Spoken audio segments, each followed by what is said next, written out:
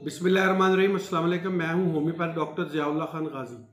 आज हम बात करेंगे हेमोरॉइड्स के ऊपर, जिसे पाइल्स भी कहा जाता है, हम इसे बवासीर कहते हैं। ये बेसिकली दो किस्म की होती है। एक बवासीर होती है जो मोहकों के साथ होती है, एक मोहकों के बगैर होती है। अब आगे भी मज़ीद इसकी दो किस्में हैं।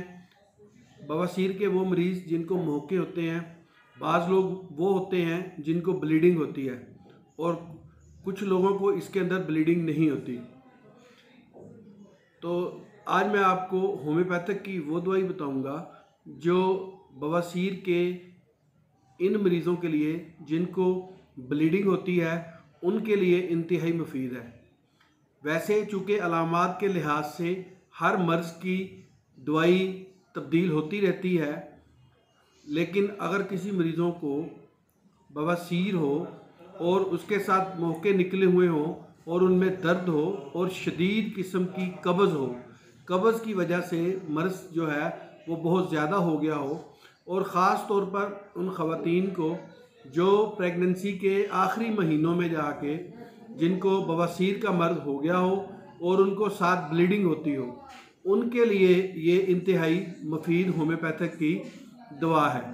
अच्छा, इसमें मरीज़ को शदीद किस्म की कब्ज़ होती है और इस तरीके से यानी कि स्टूल पास होता है जैसे कि कांच की लकड़ियाँ या छोटी छोटी जैसे कुछ चीज़ अंदर से निकल रही है और तकलीफ़ होती है, चीरती हुई जाती है।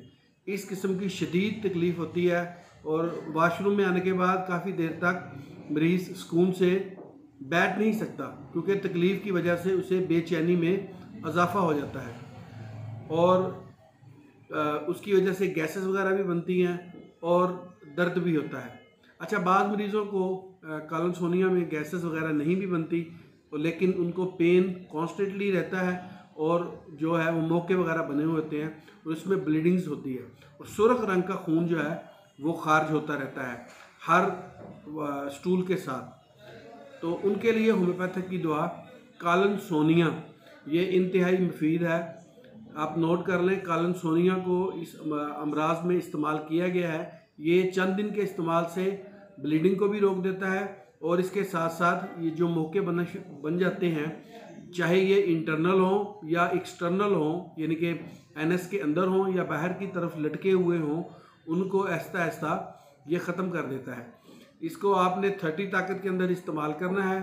इसकी अगर आप इसको मतवातर सुबह दोपहर शाम 5 से 8 कतरे लेते हैं तो कुछ अच्छा मतवातर इस्तेमाल करने से बवासीर के इस मूजी मर्ज़ से आपको निजात मिल जाती है।